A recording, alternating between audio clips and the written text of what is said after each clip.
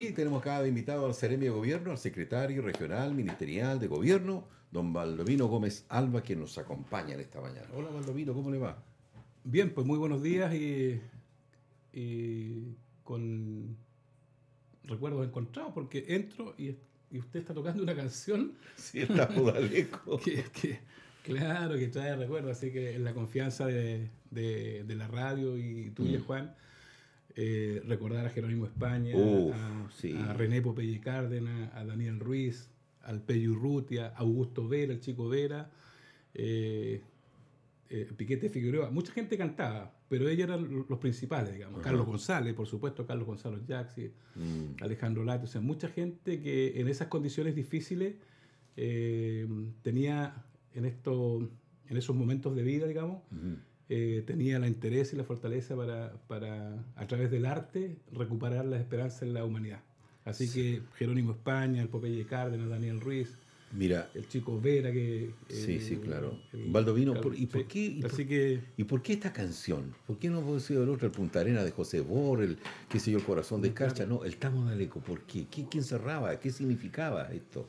es que el, bueno, tiene un verso, digamos, Sí, lejos, muy lejos, allá en la orilla del mar. Está mi novia querida, está mi amada ciudad. ya. Punta Arenas, ciudad del sueño y de amor. Entonces realmente era, Muy fuerte, ¿ah? claro, y eso lo empezó a cantar Popeye Cárdenas, René Popeye Cárdenas. Ya, el, el de la Barraca Alfa. Entonces, y después lo ya. cantó todo el campamento y después se cantó. Eran realmente Y, momentos muy especiales oye, porque eso para, para cantarlo, pero a sí. garganta apretada, po. No, claro, claro, porque imagínate en esas condiciones, sin haber visto a la familia, Ujú. porque además esa realidad que pasó en Magallanes es poco conocida todavía. Mm.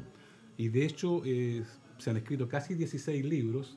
En diciembre probablemente se presente otro libro más acá de un hijo de un magallánico. ¿Ya? Eh, Personalmente yo nunca vi a mi familia, o sea, en la práctica no solamente estuvimos presos, sino que estuvimos secuestrados.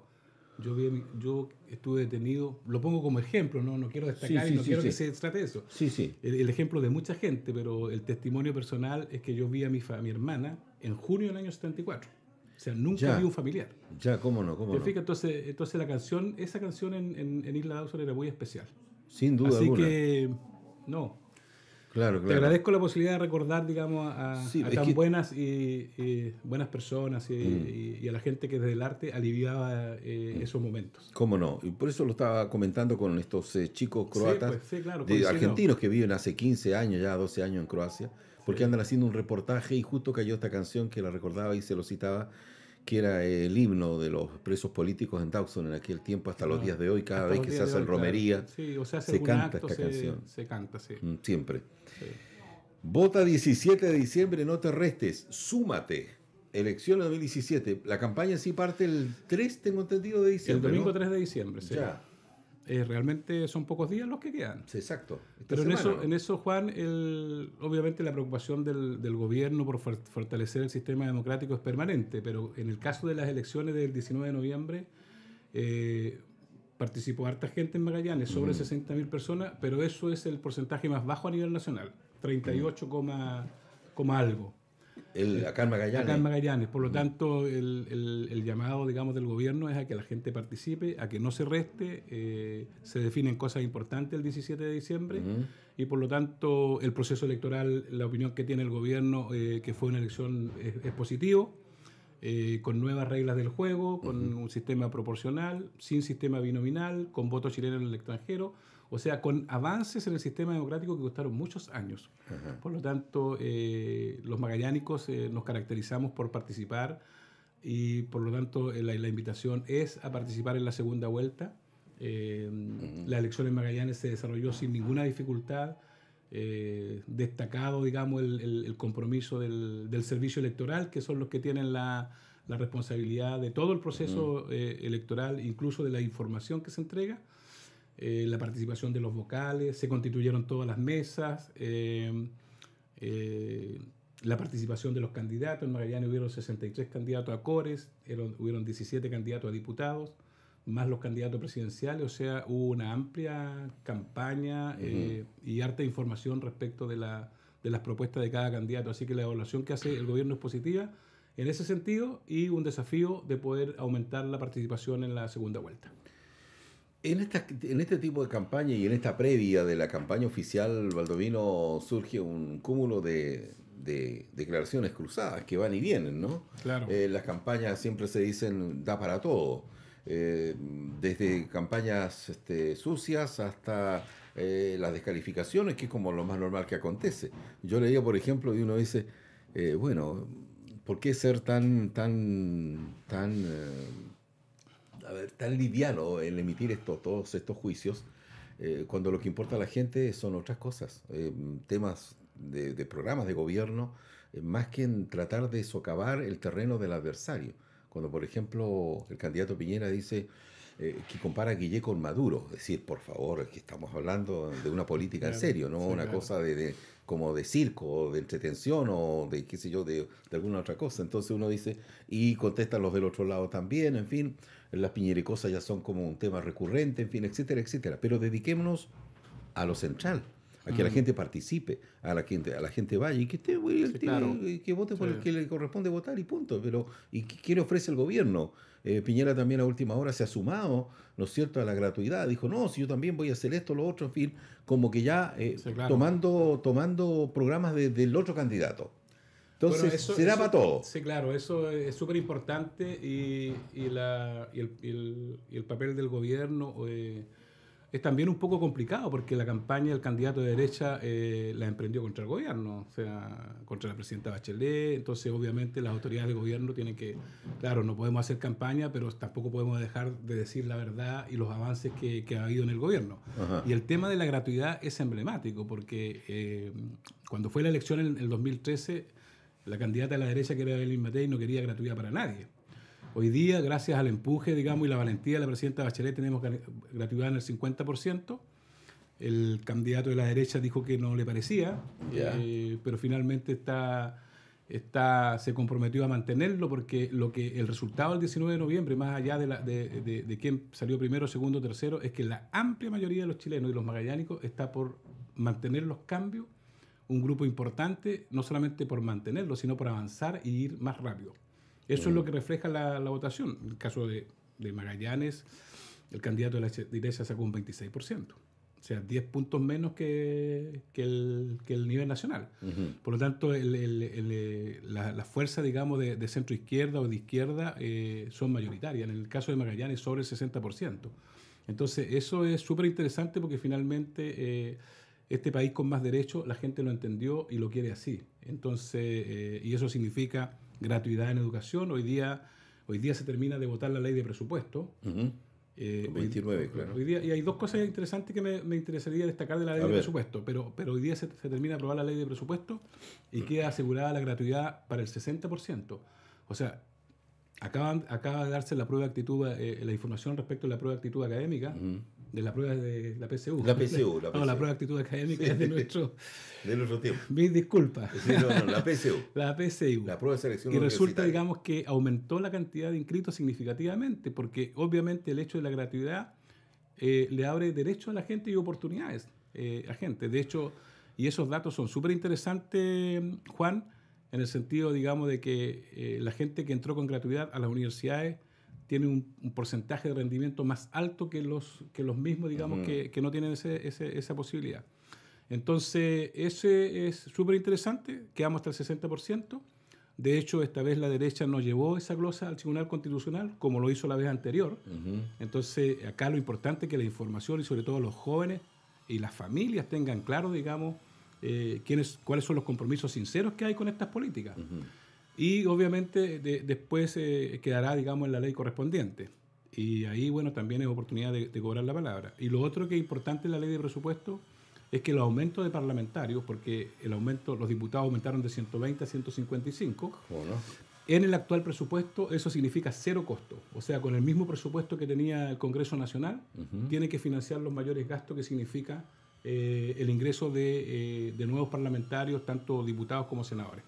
Es un compromiso cumplido de la presidenta Bachelet, porque en esas condiciones se aprobó la ley para terminar con el sistema binominal, porque la vida no ha sido fácil para el gobierno y para la democracia chilena. O sea, después de 25 años se logró terminar con el sistema binominal y hoy día tenemos un Congreso que representa el amplio espectro político, digamos, de Chile y de Magallanes.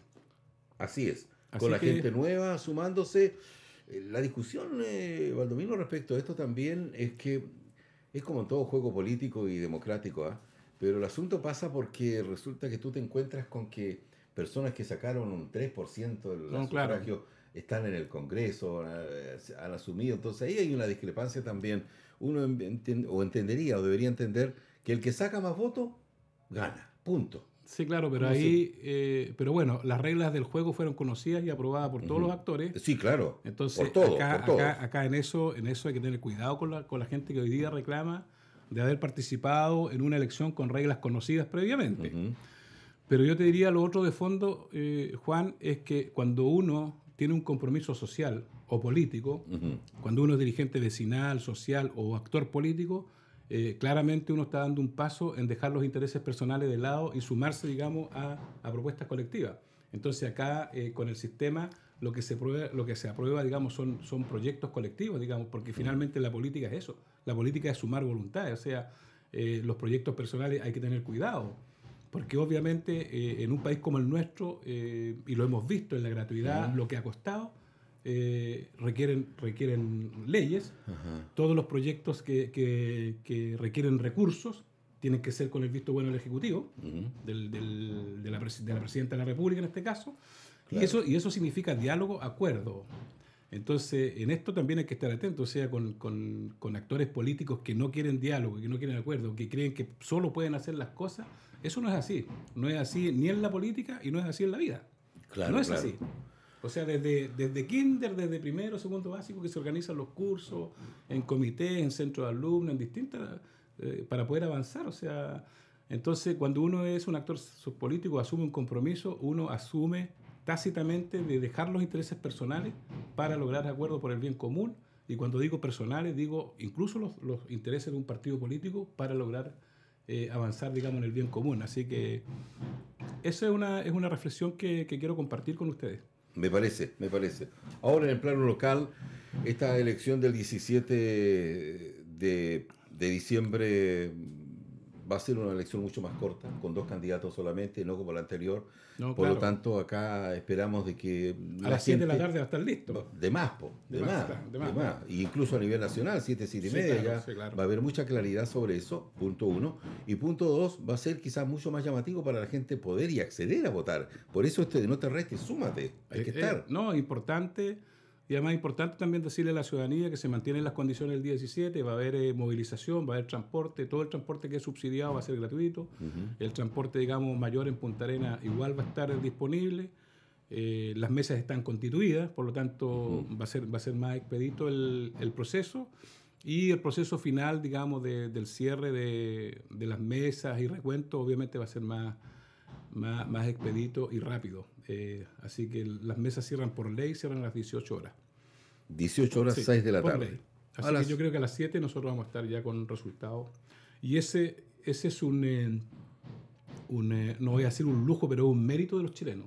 O sea, no todos los países tienen resultados de la más importante elección a la hora siguiente. Además, no todos los países, es un importante logro. Sí, seguro. Incluso con el voto electrónico. Incluso con el voto electrónico y con los otros sistemas, hay varios países que tienen voto por correo. Seguramente después de esta elección, una vez que se instale el Parlamento, se seguirá conversando cómo se facilita la participación de los chilenos y chilenas. O sea, el voto extranjero que debutó esta vez. El voto extranjero que debutó y que debutó muy bien, porque además también hubo harta oposición para que no votaran los chilenos que están en el extranjero. Poniéndole muchas condiciones. Entonces ahí nosotros vemos a una oposición que le cuesta entregar derechos a los ciudadanos. Le cuesta. Sin duda alguna. Sí. Ahora, todo este proceso que viene el 17 de diciembre, donde vamos a elegir a un presidente. Sí. A un presidente. No es un tema menor. Hoy día, por ejemplo, conversaba en la mañana con el Ceremi de Transportes y Telecomunicaciones acerca de la batería de avances que existen, y todos al amparo, en su gran mayoría, en su 90%, al amparo de la ley de zonas extremas.